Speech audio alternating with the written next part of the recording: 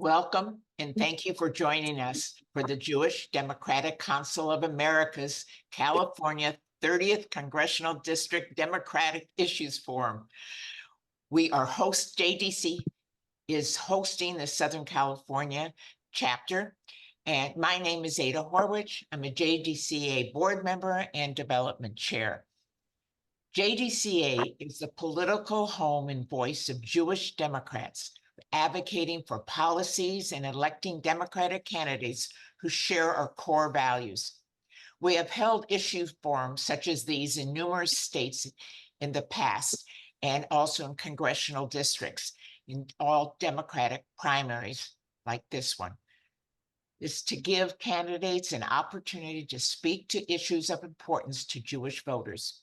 We are grateful to the hundreds of you that have joined us today and hope you will find this forum informative. This is a critical moment in American history. We know that. MAGA extremists continue to grow as the Republican Party attacks our fundamental freedoms, our reproductive rights, and democracy. On these issues and countless others, the Democratic Party and the Democratic members of Congress are a crucial line of defense for our values. It is imperative that Democrats win back the House majority in November, and we know the path to doing so runs through California. Today, we are thrilled to be joined by 6 candidates running in the 30th Congressional District to succeed Adam Schiff. They are Mike Feuer, Assemblymember Laura Friedman, LA School Board Member Nick Melvoin, State Senator Anthony Portantino, Ben Savage, and Mayor of West Hollywood, Sepi Shyne. Our conversation will be moderated by JDCA CEO Halie Soifer. We thank you again for being here, and I'll pass it over to Halie to explain the rules and of our forum and to begin. Halie. Thank you, Ada. I'm Halie Soifer, CEO of the Jewish Democratic Council of America, and I want to welcome all of you today. I also want to welcome our 6 candidates who are participating in our Issues Forum for California's 30th District in the Democratic primary. As the political home and voice of Jewish voters, advocating for policies and supporting Democrats who share our core values, JDCA is mobilizing millions of voters around the country, including in California, helping them make informed decisions at the ballot box with issue forums like this one. Before we begin, I will go over the rules, which have been shared in advance with the candidates. First, this is an issues forum and not a debate. Candidates will answer the questions by addressing the audience and will not engage with, address, or refer directly to one another. Second, there will be no rebuttals.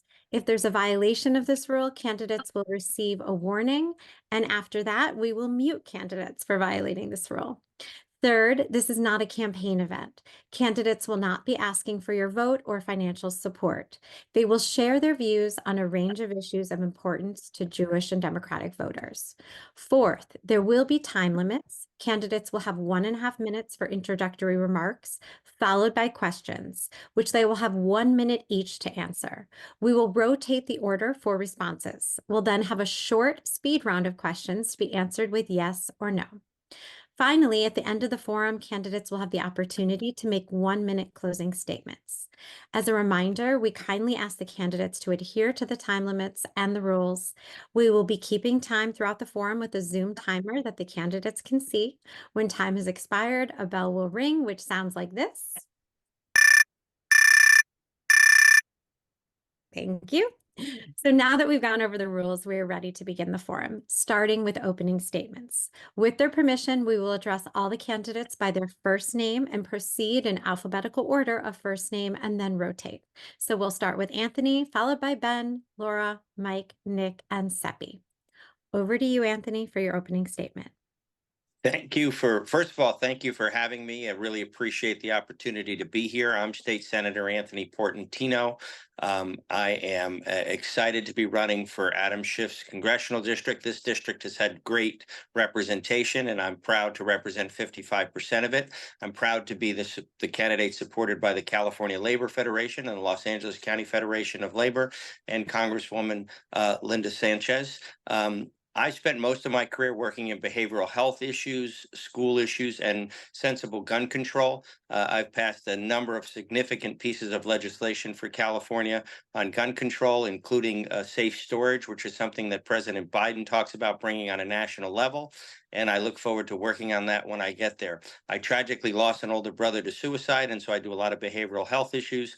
And I've worked very closely with our communities of special needs. And so I think that's another area where in California we need to make sure that California special needs students get a fair share of their special ed dollars. And so I represent 55% of the district. I'm proud that 25 LA neighborhood council members have endorsed me. A number of activists, the East Area Progressive Democratic Club, the largest Democratic club in Los Angeles County, is also supporting me for this race.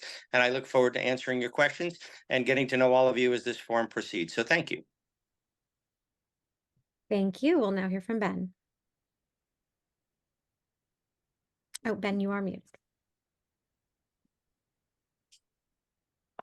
How's that? Great. Good morning, everyone. I'm Ben Savage. I'm a proud Californian, union member, and longtime resident of the 30th District. I've always sought to bring people together and to approach problems with empathy, honesty, and a commitment to doing what is right for our community. In these divisive times and amidst an explosion of anti-Semitism, both online and at our universities, I believe Americans are eager for a new generation of leaders to bring us together and help move our country forward. Leaders who will fight to increase access to affordable housing, good-paying jobs, and healthcare, who will offer pragmatic solutions to issues like crime reduction, homelessness, and reproductive rights, and leaders who will stand up for Israel's right to exist. I recently attended the March for Israel rally in Washington, D.C., and the unity and determination I witnessed were inspiring. We need to harness that solidarity moving forward. We also need to address healthcare. The unfortunate reality is that we haven't actually cured much in this country since polio. As the most advanced Western democracy, we should be laser focused on curing diseases, not only treating the symptoms.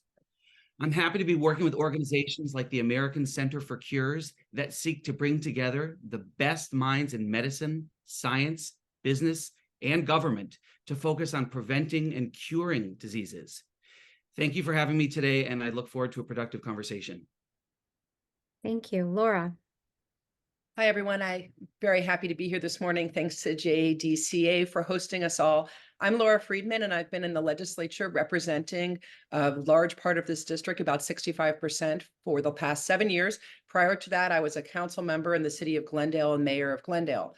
In the legislature, I'm known for several things, but one of my primary areas that I've been leaning on are environmental issues. And I'm widely considered to be one of the top climate and environmental policymakers in the state of California. I work in climate, I work on toxic materials, water resources, doing really meaningful policy to literally try to save the planet. Without a habitable planet, all of the other policies are dwarfed by what we're facing in terms of our crisis around climate. For that work, I've been endorsed in this race by the Center for Biological Diversity, by Food and Water Watch, by the League of Conservation Voters, and many other environmental groups, and I'm very proud of that. I also lean into work around housing and homelessness because that's the biggest crisis in the area, and I've done some of the most meaningful legislation around homelessness.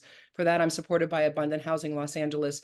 And lastly, in my legislative office and in terms of my goals for Washington, they also revolve around a Tacoma alum kind of package of uplifting vulnerable populations and people who can't speak for themselves.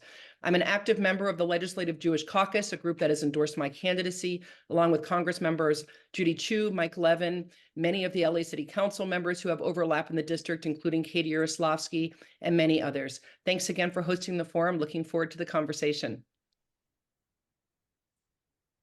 Thank you, Mike. Good morning. Adam Schiff has been a consequential national leader, and his successor must be a proven national leader who can make a mark on day one. I'm the only candidate to fight authoritarianism and stand up for democracy. For example, when Trump sought to prevent cities from getting public safety funding unless police officers became immigration enforcers, I stopped him. When Republicans sought to suppress voting rights, I expanded those rights. I've written first in the nation legislation to prevent gun violence and co-founded the country's first coalition of prosecutors to combat gun violence. I have the strongest record on reproductive rights. I'm the only California official to enforce the law requiring crisis pregnancy centers to tell their patients about abortion rights. And I led Los Angeles to oppose abortion restrictions in the US Supreme Court. With Iran's existential threat to Israel, I've jointly authored first in the nation legislation that prevents California from contracting with companies doing business in Iran's energy sector. I've put a stop to violent white supremacists. I've been city attorney, California's Assembly Majority Policy Leader, a city council member, and Tikkun Olam runs in my blood. I directed Bet Tzedek, the House of Justice, fighting for 50,000 Holocaust survivors, seniors who are victims of nursing home abuse, and others. And I'm proudly endorsed by Mayor Bass, multiple members of Congress, and others. Thanks very much. Thank you, Nick. Thanks, Halie, and good morning, everyone. It's a privilege to be with you. I always say this is a great group of candidates, and it's a real honor to be among you. On Monday, when I was leading a day of service at Fairfax High School, I was reflecting on Dr. King and also what got me in this business of public education in the first place. And I was thinking of our Jewish values, of our democratic values, so often the same thing. You have a picture up here of Dr. King marching in Selma with Rabbi Abraham Joshua Heschel. And I think of that coalition and that legacy, and of Thurgood Marshall sitting with Jack Greenberg. And that is what motivated me to, after graduating from college 15 years ago, going to teach in Watts, then working with the ACLU to sue the school district on behalf of my students, to go to law school on a civil rights fellowship, to work in the Obama White House on civil rights, and to come back and spent the last 6.5 years on the school board. And while I'm really proud of the work we've done, highest graduation rates in district history, highest minimum wage for school employees, for public employees anywhere in the country, there's so much work to still be done. Work in education, work in affordability, infrastructure, climate, gun violence, civil rights. And I think it's incumbent upon my generation to take the mantle and continue to fight for our democracy and our Jewish values. I'm proud in this race to be endorsed by folks like Richie Torres and Colin Allred, the next generation of Democratic leaders, but also folks like retired Congressman Henry Waxman, a stalwart of both our Jewish and Democratic values, who see me as a bridge builder and a link between the generation of Congressman Schiff and the students that I get privileged to work with every day. Thank you. Sepi.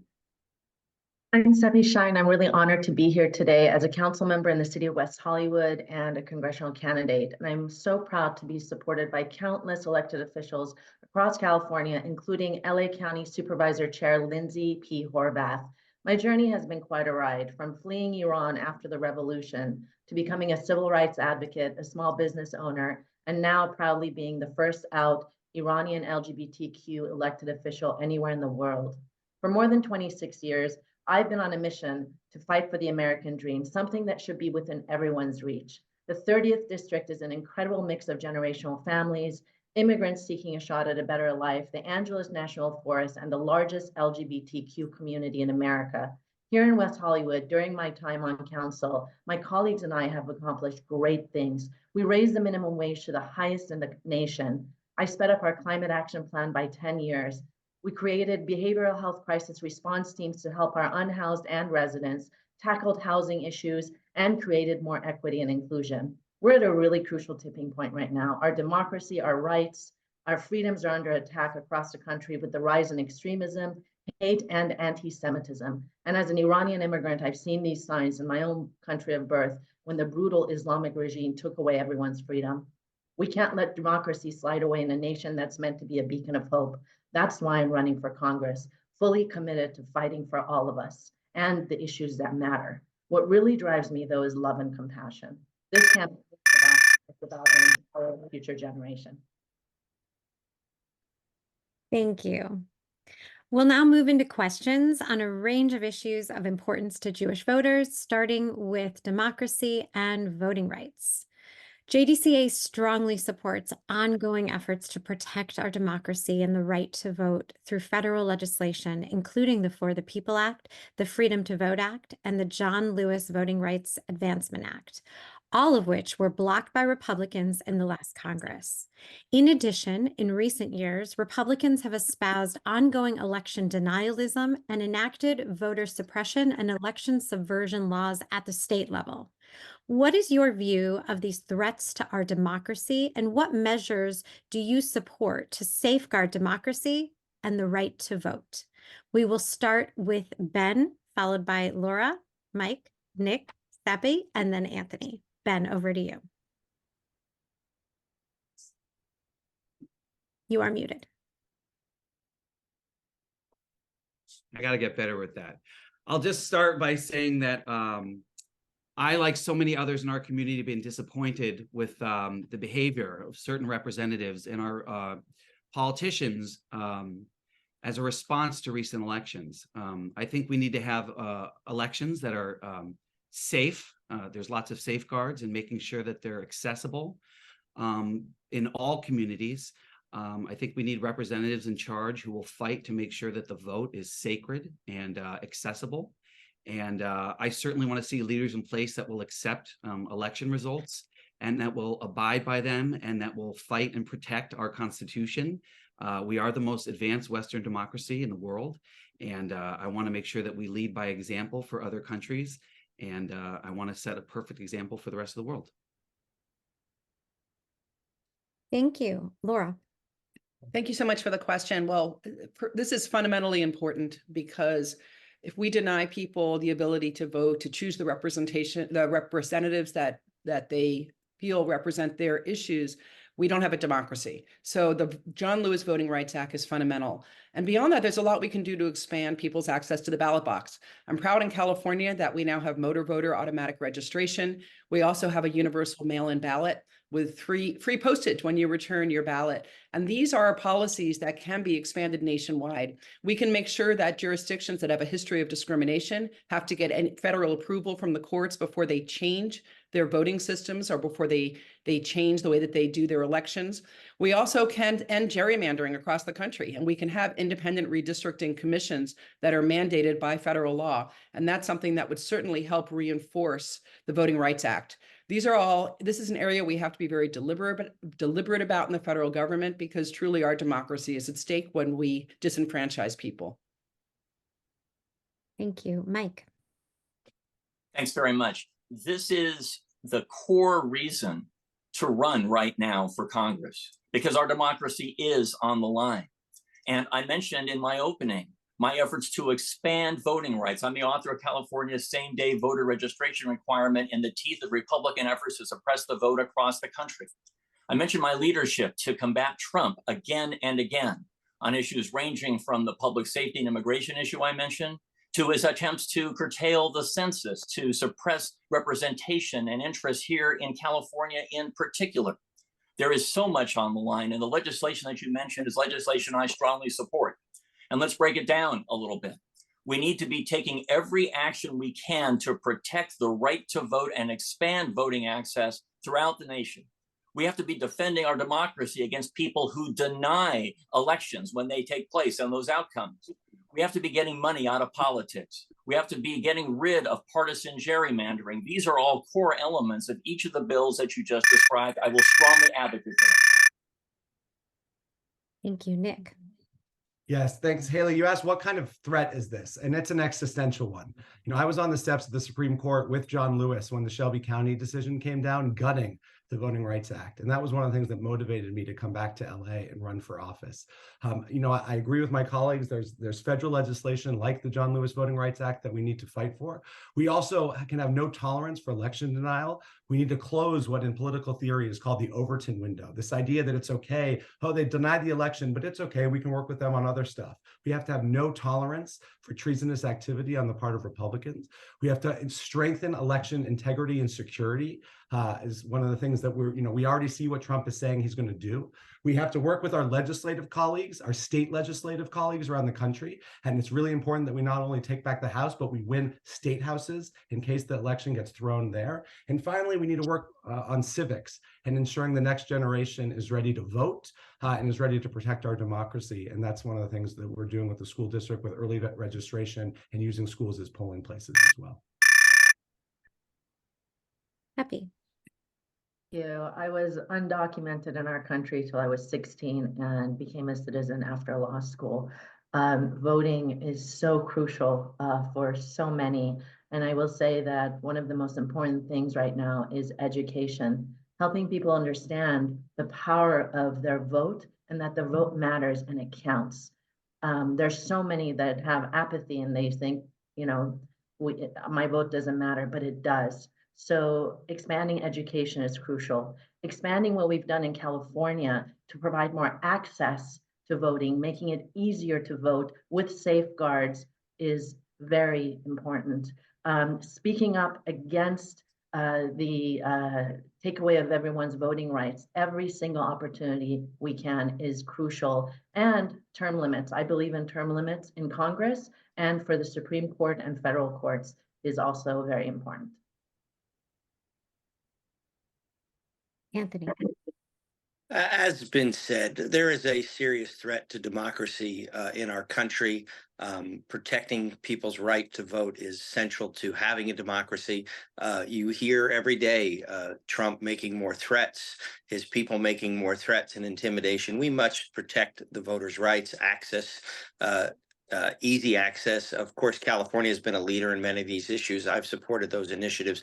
As a representative in Congress, I'll continue to be a supporter of voting rights, the John Lewis Act, the legislation that you brought out. And for me, I remember being a teenager with my mom, who was a widow, watching the presidential debates and her instilling in me how important it was for me to do my civic duty. And we see a disconnect. A lot of younger voters don't feel like their vote makes a difference. And I think part of the things that we have to do as leaders is we have to inspire confidence in government, in this process, to make sure that we don't lose younger voters to other aspects of society. And so I think we have to do better, and we have to protect people's rights to vote. Thank you very much.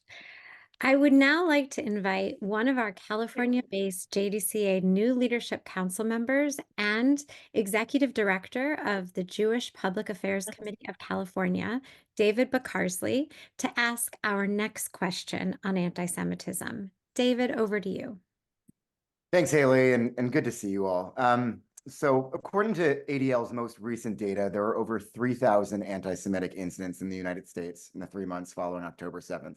This represents a 360% increase from the same period last year. At a time where we were already facing skyrocketing anti-Semitism, Ambassador Deborah Lipstadt has called this moment a tsunami of anti-Semitism.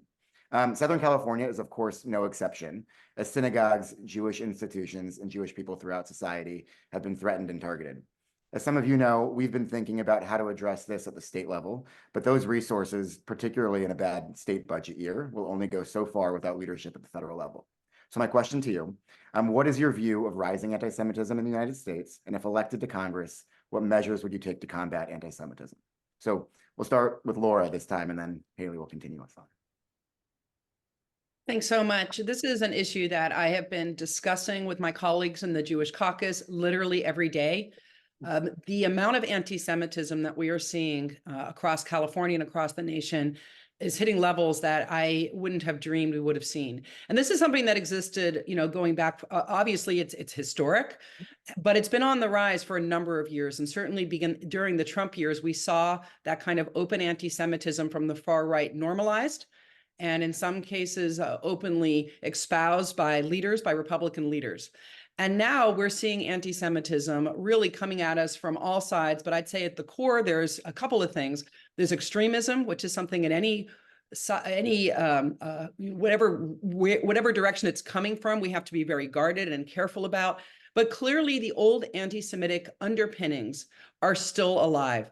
anti-Semitism of the type that makes people believe that the media is controlled by the Jews, that it's Jewish money that causes people, politicians to support Israel, that kind of classic anti-Semitism, and we have got to do so much to combat it. Thank you. Mike. Thanks very much. I have actively opposed anti-Semitism and taken action throughout my career, and I want to bring that experience to Congress. I mentioned at the outset, our office won the Anti-Defamation League's award when we shut down violent white supremacists.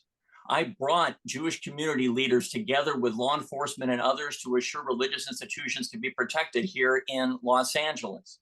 And I've taken a range of steps to assure anti-Semitism isn't an issue anywhere, not just on campuses, but anywhere.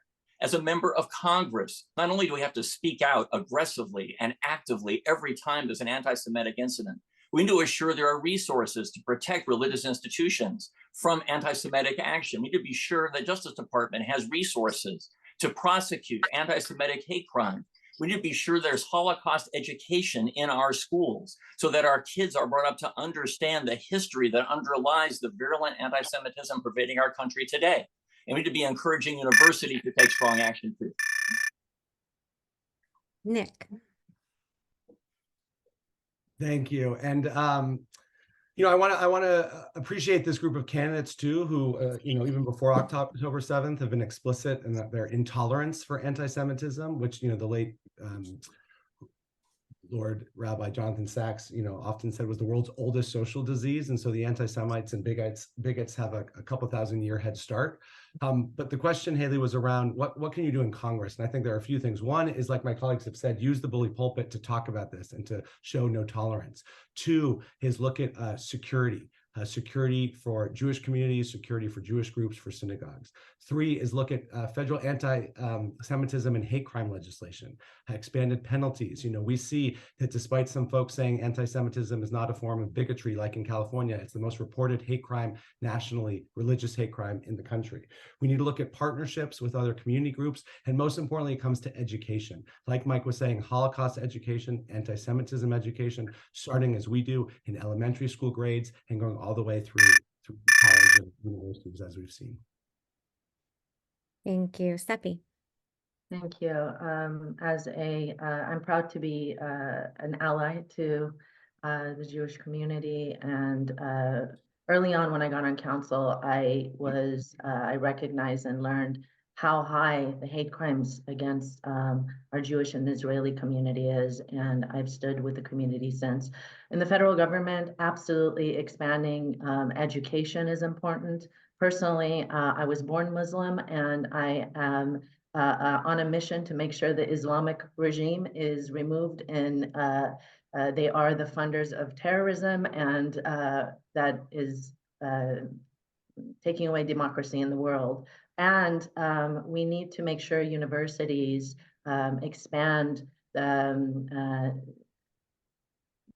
their definition of anti-Semitism and protect Jewish and Israeli students against anti-Semitism, because it's essential. And talking to other Congress members and helping them understand is important.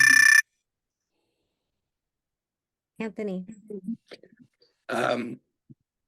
This is a critical issue facing our country, our state, our society. The rise in anti-Semitism, it's not new, but it's never been this horrific. Last week, I was listening to a Hillel student leader talk about how he's been getting emails from prospective students considering that institution, wondering if they'd be safe on campus. No student should wonder whether they're going to be safe on campus. And so we need to condemn anti-Semitism in all forms as vigorously as we can.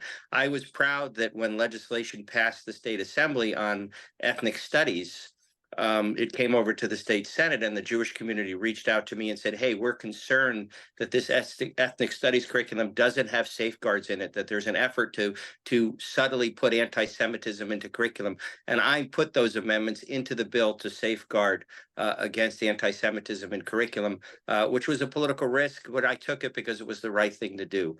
We need leaders who are not afraid to look at other practices and stand firm against anti-Semitism, and I've done that. Thank you, Ben. You know, anti-Semitism is it's heartbreaking seeing what's going on in our community. Some of us are 1 or 2 generations removed from the Holocaust. I certainly had family lost in the Holocaust. And it's a stunning reminder what's going on of how quickly things can turn for many immigrant communities, but particularly the Jewish community.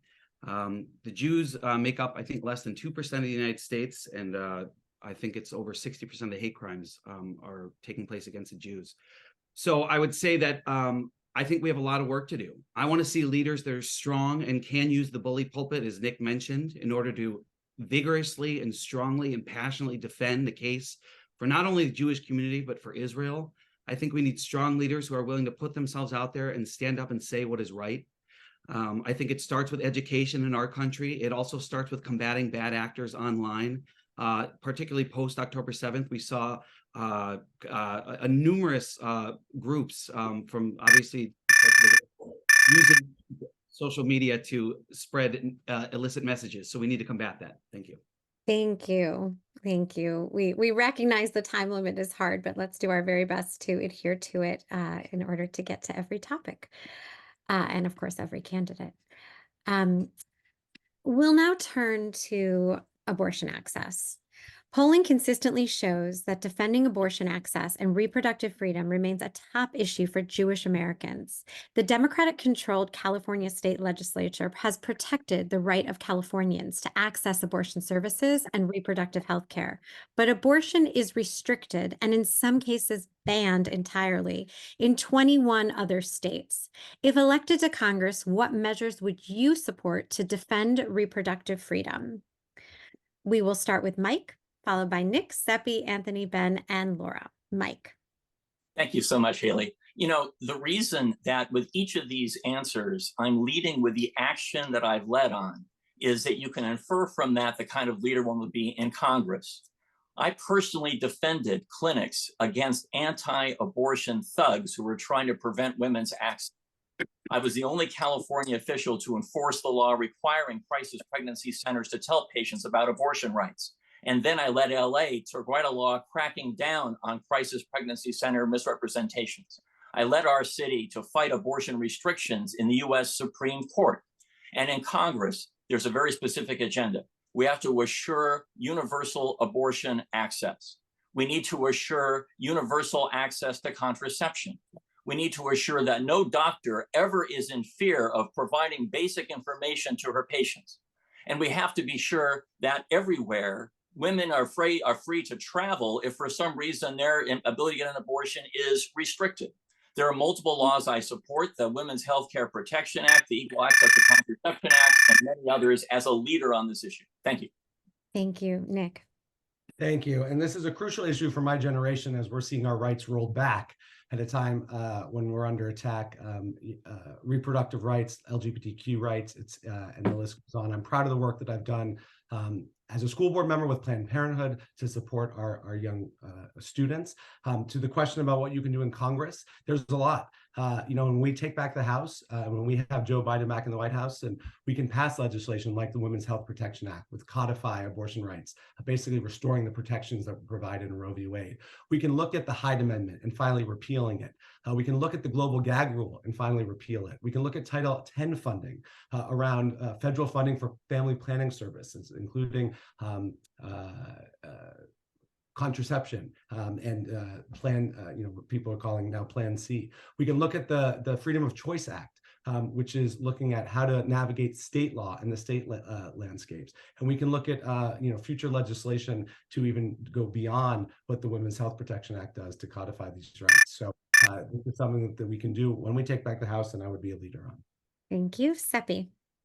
Thank you. Protecting access and codifying Roe into law is critical. We must work to ensure a Democratic majority in the House and a filibuster-proof majority in the Senate to pass already introduced legislation that would do just this. Additionally, we must continue to work to safeguard access to medication abortion. This is already being targeted by radical Trump-appointed judges out of Texas and will be heard and decided by the Supreme Court this year. The majority of abortion that occurs in America are medication abortions, and seriously impacting access. This will not only inhibit access in states that have codified the right to an abortion in our constitutions, like California did in 2022, but also states where access is already severely limited or outright banned. We're proud to have Planned Parenthood in the city of West Hollywood, and we have worked with the county to ensure that we have choice and help people come here where we can to provide safe abortion. Anthony. Thank you. I'm proud to have been 100% with Planned Parenthood in my career, and proud that when Planned Parenthood is at an issue in the legislature, they've come to me for help. Frankly, it's easy to be pro-choice in California. It's a pro-choice state. We need Congress members who are willing to take that message to other parts of the country who are to stand on those values, and I'm willing to do that. And I've done it in my own district. When Planned Parenthood expanded into parts of my district that were more conservative, I made sure I was at those ribbon cuttings and supporting those clinics as they open. Abortion access is just one piece of it. Obviously, we know that Planned Parenthood and others are frontline health care for many families who have no other option for all of their medical needs. And we need to make sure that the federal government funds those clinics. And we need to make sure that we have leaders who are willing to stand shoulder to shoulder to protect abortion access as a national issue. I was a proud co-author of SB 1, which codified Roe in the California Constitution. As I said before, I'm the son of a single mom and understand these issues from a male perspective, and proud to stand in solidarity. Ben. Thank you. As someone who's grown up in Los Angeles, I've always certainly understood the importance of our reproductive freedoms here versus other parts of the country. I'm firmly standing in support of codifying what we had in Roe v. Wade. And again, you have a situation where you need leaders who are willing to stand up and put themselves out there and say what they think is right about reproductive access, around keeping abortion rights affordable and safe. And certainly anytime that I have the opportunity to vote for a woman's right to choose, I will do so. Laura. This is a very foundational issue for me.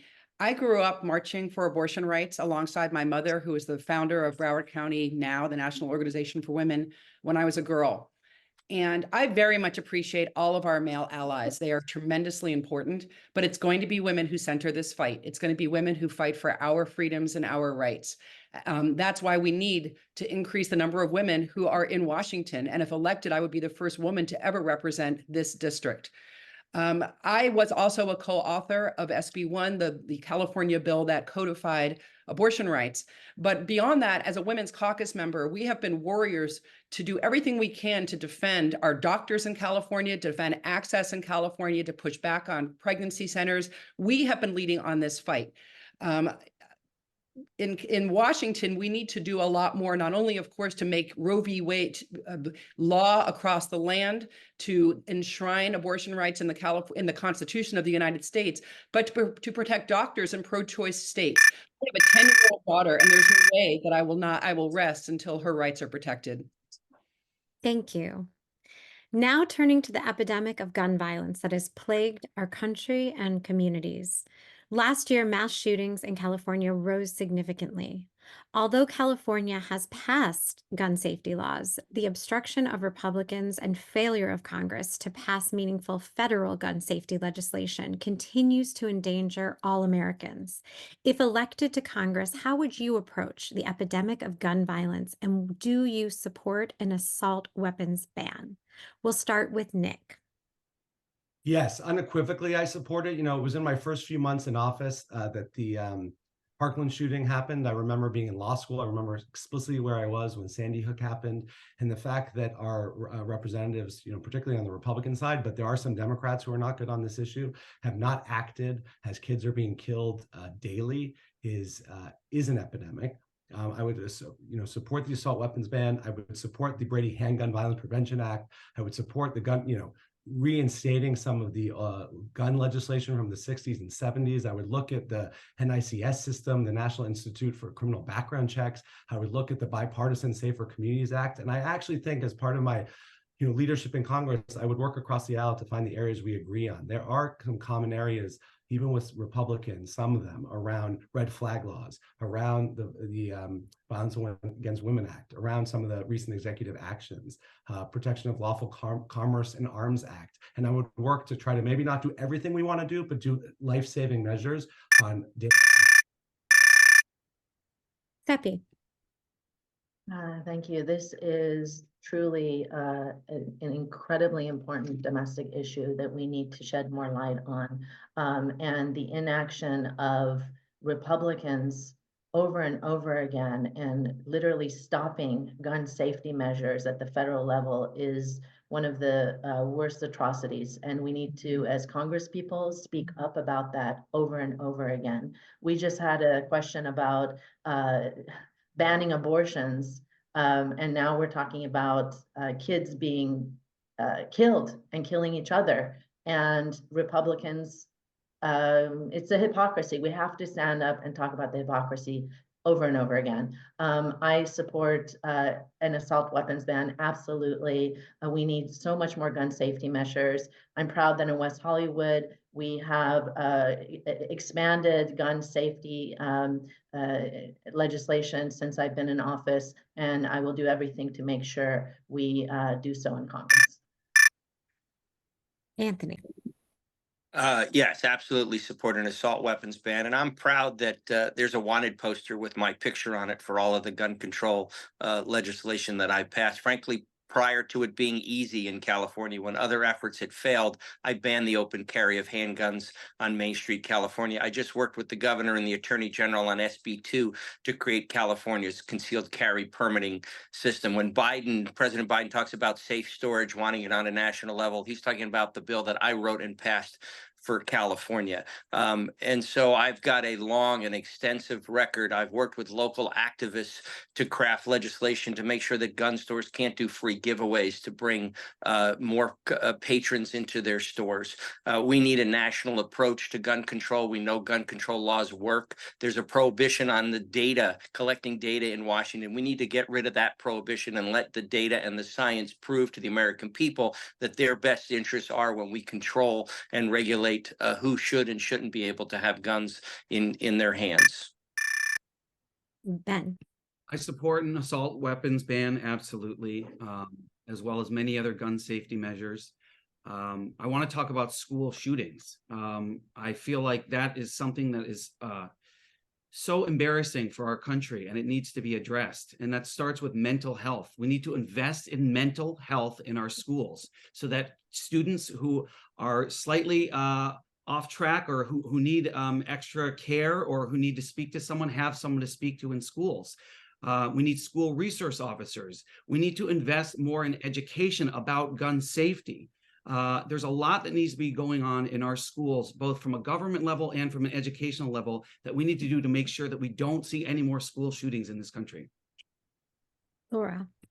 Yes, I of course support the assault rifle ban. You know, one of the first things that I did when I was elected to the Glendale City Council was to cast the deciding vote to ban the longest running gun show in LA County, the Glendale Gun Show, from happening on city property across the street from our community college.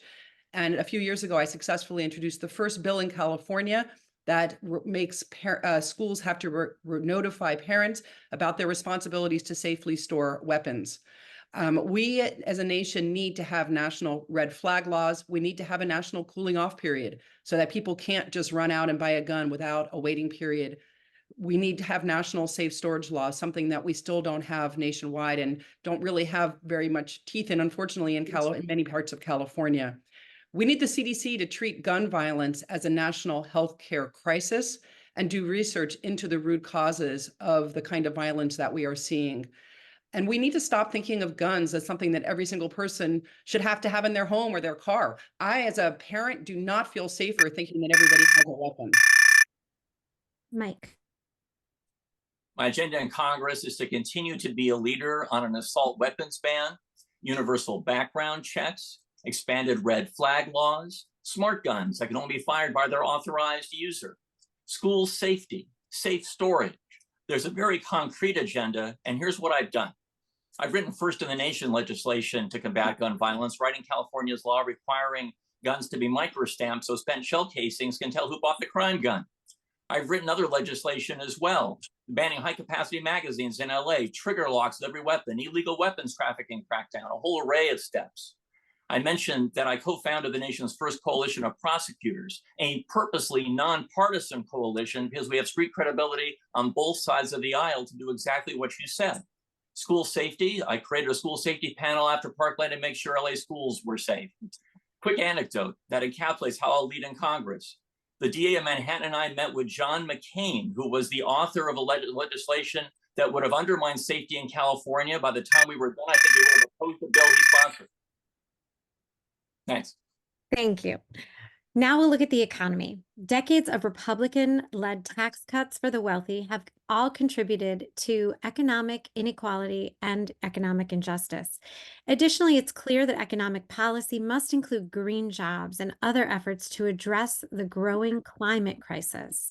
President Biden's economic agenda has significantly strengthened our economy, lowering inflation and unemployment, and has worked to mitigate the devastating impact of climate change. If elected to Congress, what steps would you take to both strengthen the economy and also protect our environment? We will start with Sepi. Thank you.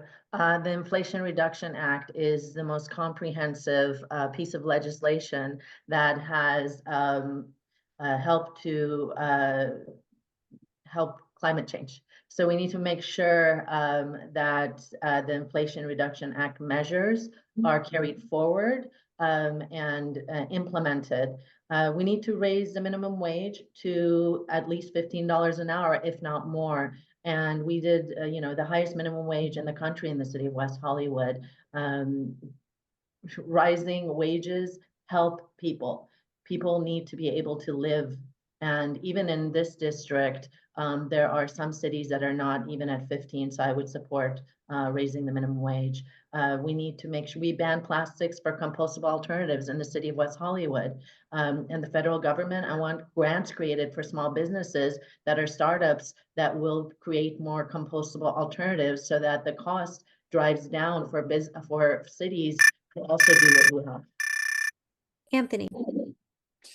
So one of the reasons why I've worked very closely with the education community, the higher education community, is to make sure that we have job development, that we revamp our education to make sure that we put effort into the green economy, training folks. In California, we've invested significantly in wind energy, but we also need a workforce that can install and implement our goals. And so you're right, the economy and environmental protection are linked, and we have to invest in it. And on the federal level, we should continue to do more. The tax cuts need to be repealed because they only help a certain aspect of our society. We need to just basically focus on what will get us a thriving middle class in a greener, better future. And that's what I've done through my entire career in the legislature. And it's why the building trades support me and why most of the community college trustees throughout this district are supporting me as well, because they know my record on these issues and they know I'm going to stand in solidarity with workforce development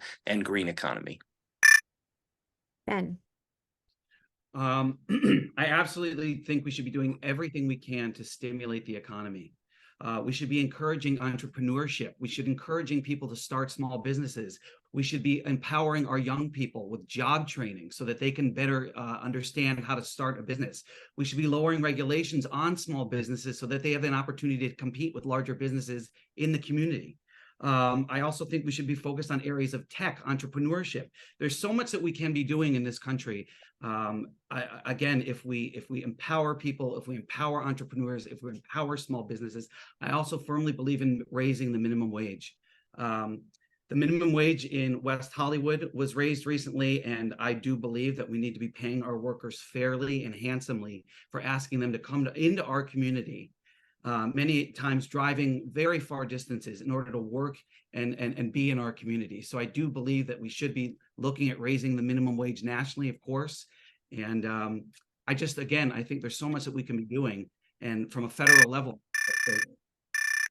Laura. Well, any cost impact that doing climate resiliency or fighting climate change is dwarfed by the cost impact of doing nothing. And we see that now in California with wildfire.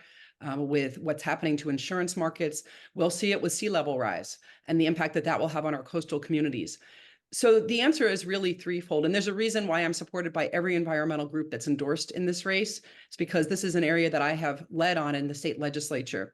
We need to, first of all, see everything through a climate lens, every single policy that we have. And secondly, we need to invest in infrastructure. And that's where the job parts come in. And that will be good for our economy. We need to invest in renewable energies. We need to invest in hardening our grid to accommodate those renewables and in long-term storage. We need to invest in better transportation options, more mass transit, more rail, and less reliance on single passenger vehicles, less money spent on highway widenings. We need to invest in housing. Now, that is a climate issue as well, because if you don't build housing in your cities, you end up forcing people to sprawl.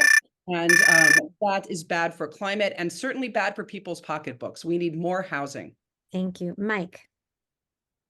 Thanks very much. Well, the pillars of my policy in Congress will include not only strong support for the Green New Deal, but strong support for effectuating it. And the elements of the Inflation Reduction Act are just a down payment of what we need for the future. In Congress, we need urgency. Our kids and our grandkids will never forgive us if we continue to squander the time we're taking now because we need to save the planet. And this false choice between a good economy and protecting the planet needs to be eradicated. In addition to that leadership on multiple elements of the Green New Deal, I also believe that economically we need to reverse the Trump tax cuts. We need to be bridging the digital divide. I just tweeted yesterday, or the day before yesterday, about increasing the child tax credit that reduced child poverty by a half. We need to be reinstating that. We need to be giving workers who've lost their jobs to robots hope. We need to be hearing what they're saying. We need to have meaningful job training programs to assure workforce is ready for the new economy to come, and a lot more. Nick. Thank you. Well, first, I think, Democrats also need to start talking about President Biden's incredible economic record, especially compared to Trump. Trump was the first president in a century in which jobs were lost under his administration. And Joe Biden has brought this economy back from the brink. And so we need to start owning that message going into November. We also need to, as my colleagues have said, repeal the Trump tax cuts and also look at enforcement within the IRS. This is one of the craziest things that congressional Republicans are looking at, which is taking away the folks who are enforcing our tax laws. There are billions, hundreds of billions of dollars on the table that we just need to collect. I also think when it comes to the Green New Deal, America has been at our best when we marry need with opportunity, whether that's the New Deal or building the interstate highway system. And I think there's the potential to do that with the Green New Deal. The component parts are important too. And if we can't get it through in one fell swoop with Republicans, we have to look at things like just transitions, housing, infrastructure, permitting reform, and actually deploying the capital that was in the Inflation Reduction Act and the infrastructure bill. And that's how it would work across the aisle to actually deploy that money. Thank you. Now on to U.S. immigration and border policy. As Jews and as Americans, we understand the importance of humane immigration and border security policies that accept refugees and asylum seekers and provide pathways to citizenship. Republicans have used immigration as a political wedge issue, and most recently, former President Trump invoked Nazi rhetoric, referring to undocumented migrants as poisoning the blood of our country. With California having one of the largest immigration populations and borders in the country, what is your view of changes that should be made to U.S. immigration and border policy and border security? We will start with Anthony. So you hit the nail on the head. It is deplorable that the Trump administration and the Republican Party are demonizing immigrants. I'm the grandson of Italian immigrants. I was proud to have been awarded the Ellis Island Award, and I stood in the Great Hall that my grandparents came through. Our economy depends on having a workforce, and many of them are folks who are immigrants. So we need to make sure that we have a path to citizenship. We need to make sure that we accept refugees. We need to make sure that there's humane understanding that the structural economy depends on that those folks who are here. So I think first and foremost, we have to condemn the hateful rhetoric that is fascist in its nature coming from the Trump administration. So we have to condemn that. And then we have to have a system that allows immigrants to come into our country so they could be accepted and be part of the economy and respect those working families who are here, who may have crossed the border as undocumented, but need a sensitive way to become a FAFSA citizen. Ben. Again, having grown up in Los Angeles, I have great respect for our immigrant communities. I know how hard they work, and I know that they don't live lives of luxury, many of them. We do need to be offering a pathway to citizenship for our immigrant communities. I certainly agree we should not be demonizing anybody, particularly our immigrant communities.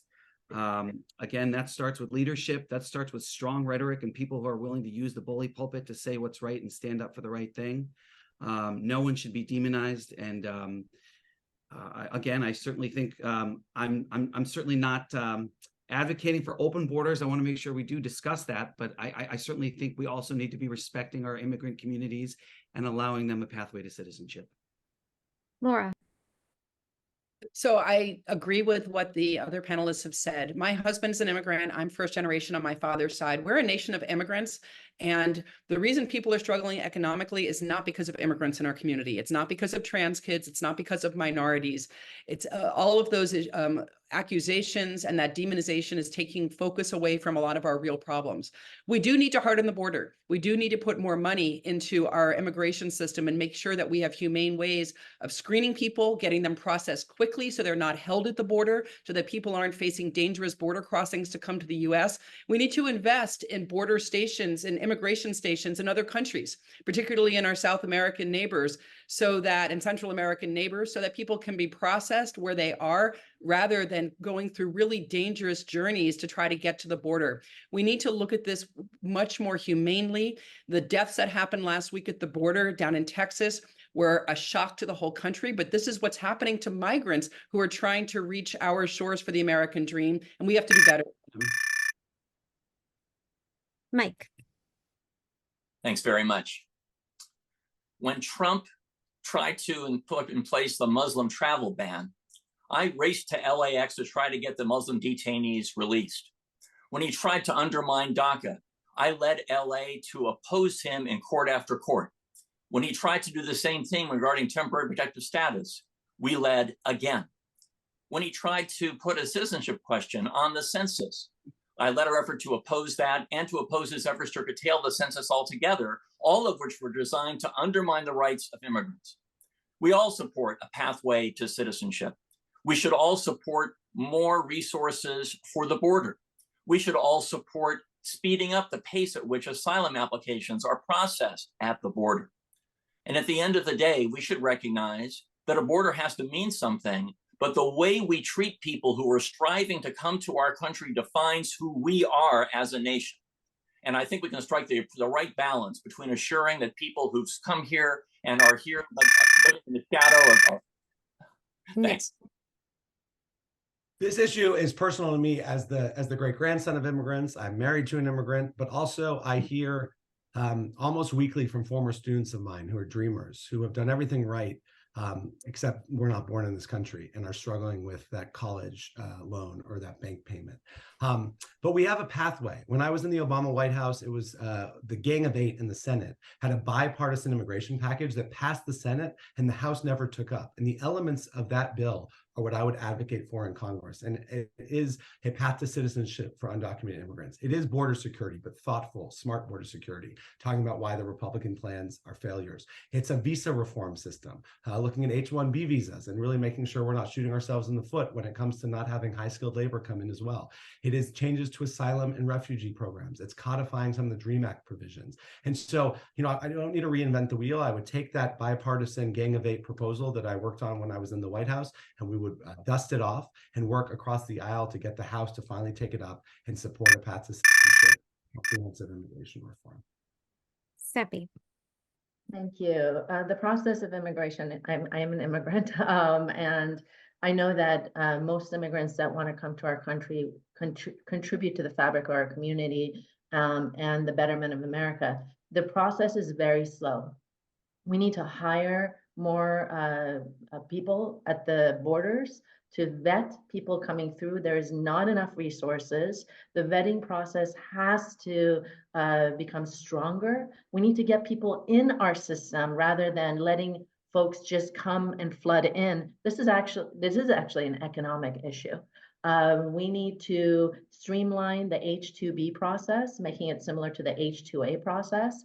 We have no caps on H-2A, but H-2B, which go hand in hand. And what's happening with the system, a lot of undocumented folks are coming here being hired by businesses and not accounted for. We need to expand visas.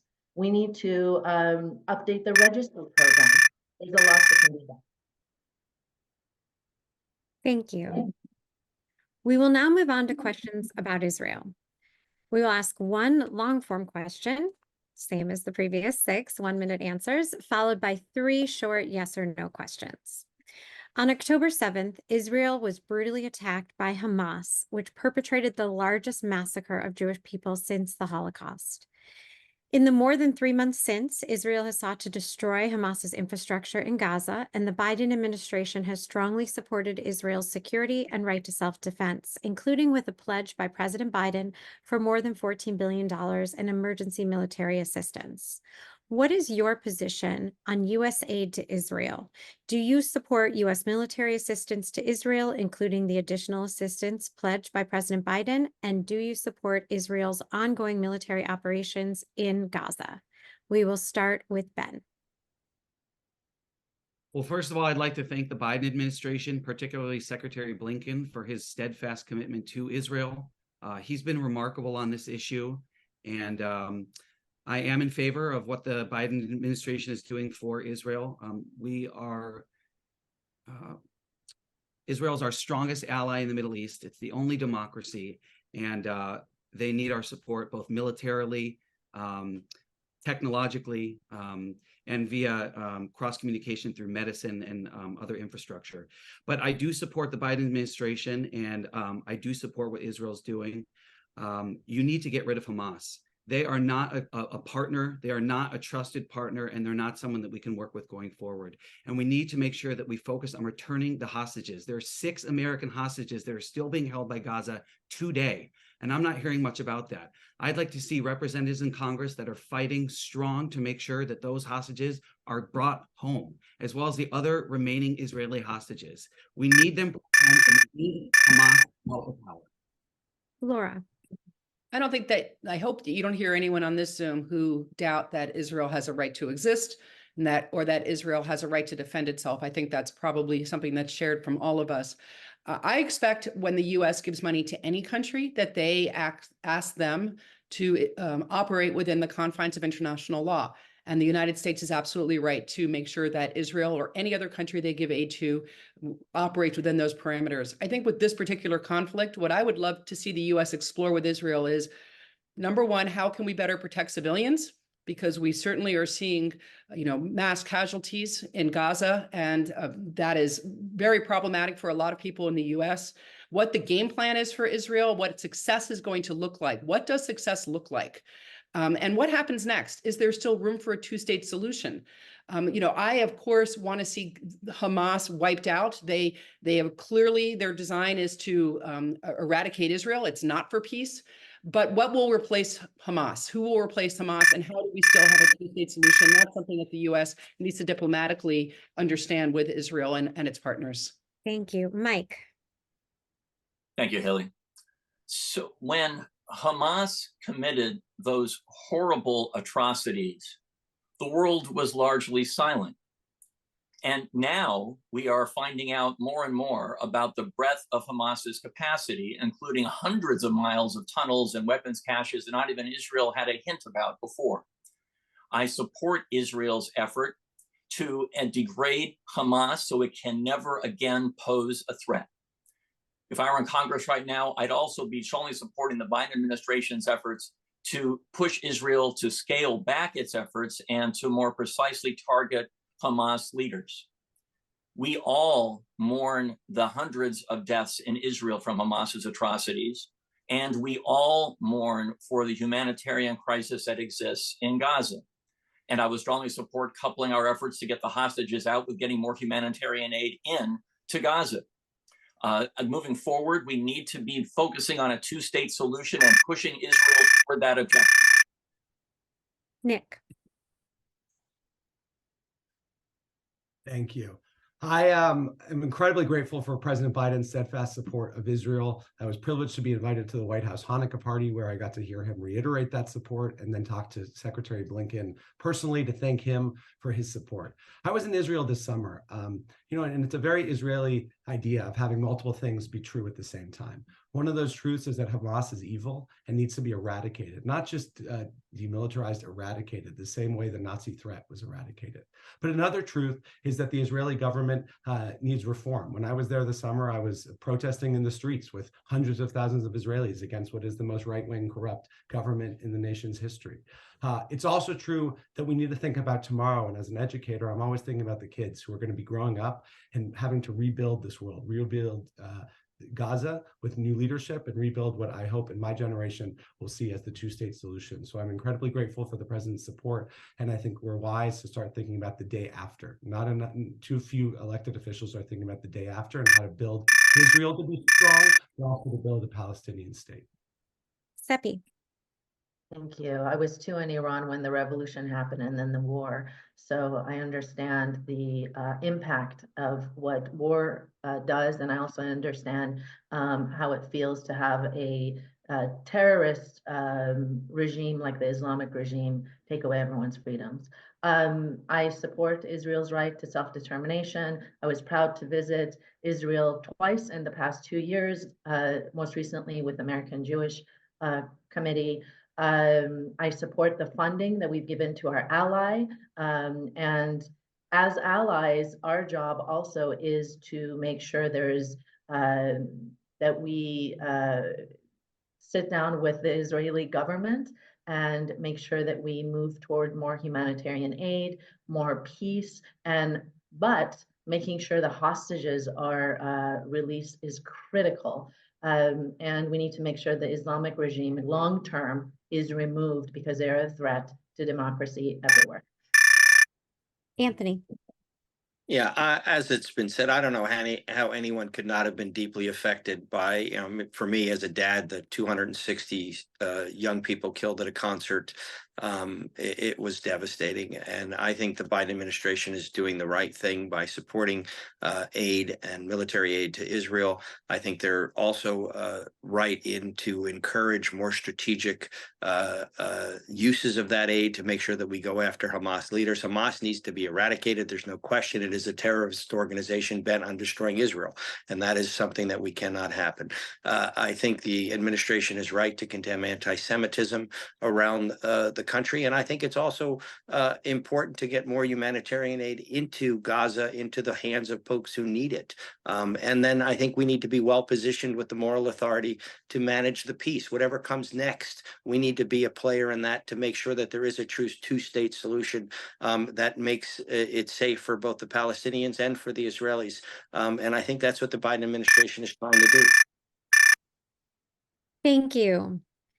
I will now ask 3 short questions to be answered, but with yes or no. And we'll ask each of you, all 3. So starting with the following. Do you support a two-state solution to the Israeli-Palestinian conflict? We'll start with Laura. Yes. Mike. Yes. Nick. Yes. Sepi. Yes. Ben. Yes. Anthony. Yes. Second question. Do you support the global boycott, divestment, and sanctions, or BDS movement? Starting with Mike. No. Nick. No. Sepi. No. Ben. No. Anthony. No. And Laura. No. And third question, which is just reiterating something that I asked before, but we're seeking a clear answer. Do you support any cuts or conditions on U.S. aid to Israel? Nick. No. Sepi. No. Ben. No. Anthony. No. Laura. No. Mike. No. Thank you so much for your responses to these questions and the others. You will each now have the opportunity to give a 1-minute closing statement. We will start with Sepi. Thank you. First of all, thank you so much for having me. It's an honor to be on this panel with everyone in this race. I'm proud of the work that we've done in the city of West Hollywood in the areas of climate change, increasing the minimum wage to the highest in the country. We created the Social Justice Task Force to create inclusion and equity. Right now, we need a local leader in the federal government. I am a leader of the present and the future. I want to create a new American dream that unifies our country and fight for doing that. And reducing access to behavioral health care is critical to get our country back together. And I am a courageous leader that will stand up against anti-Semitism, stand up against Islamophobia as well, and stand up, which I've done for my entire career, for everyone who is marginalized. I'm really proud to have been in the forum and appreciate you all. Anthony. So thank you for this opportunity to be here.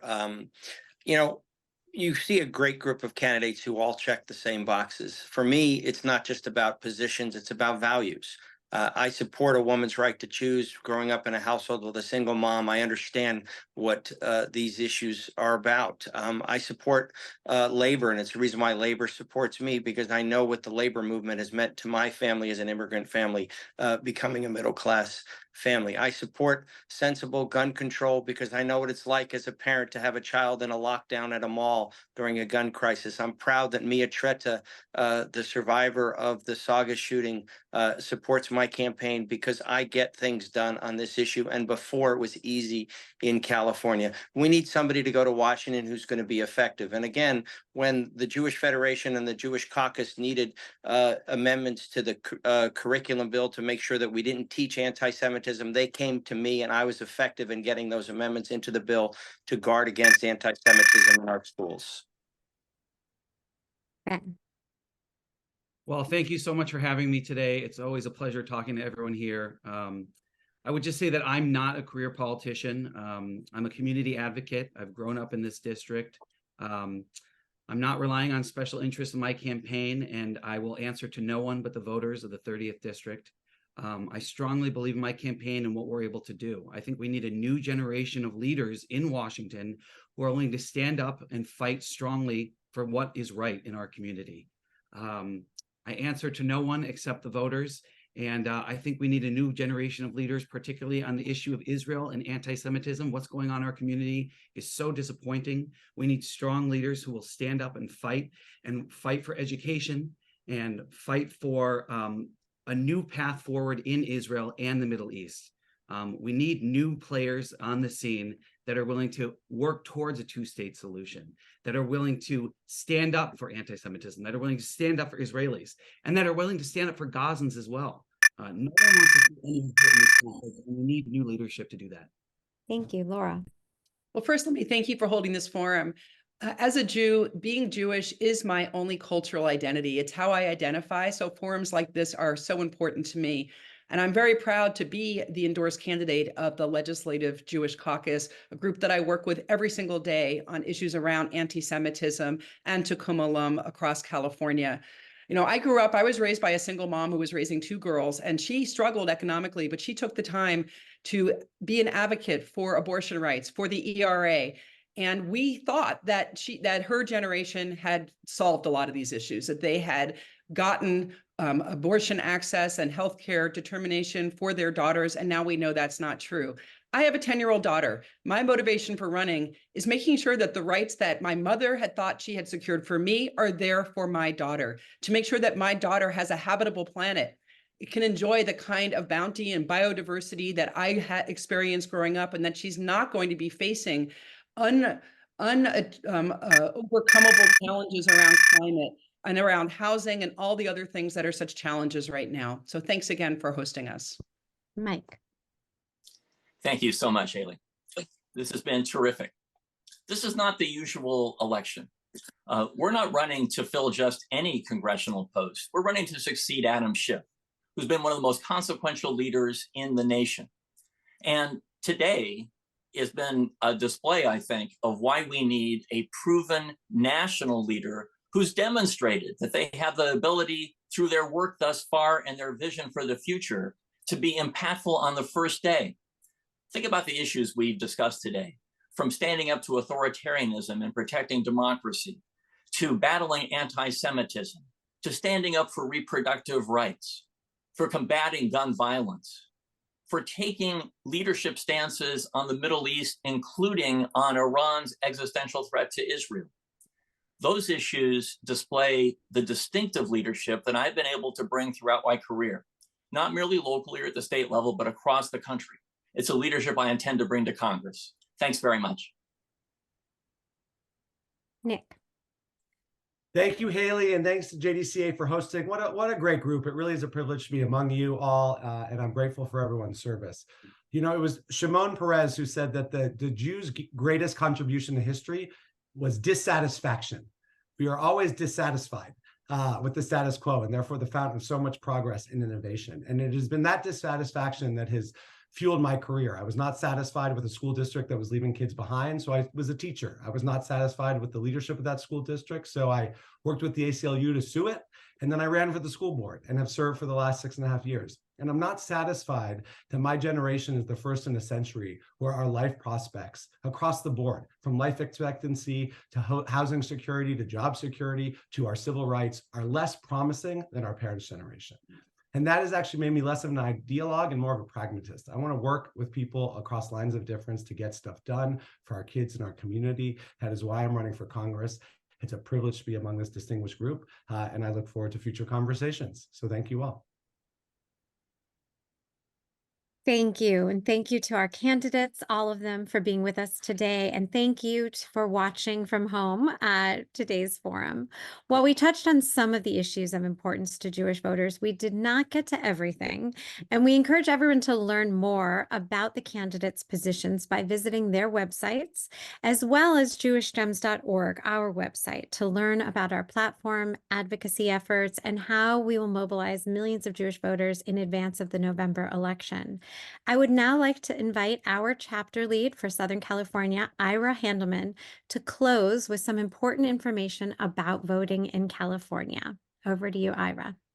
Yeah, thank you, Halie. I want to thank all the candidates. I wish you all could run for Congress. It's a shame we have you all in one district. I want to thank all the candidates for joining us today and all of you on behalf of the JDCA.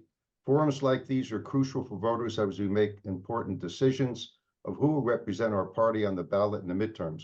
We hope that you've learned more about the candidates and that you're inspired to take action. Together, we will win back the House, keep the Senate, and elect our President Biden and Vice President Harris. The California primary is on March 5th, and early voting begins February 4th. And of course, the general election is November 5th. We encourage all of you to make your plan to vote, support Democrats in this election. I want to thank you all again, and have a great and peaceful day.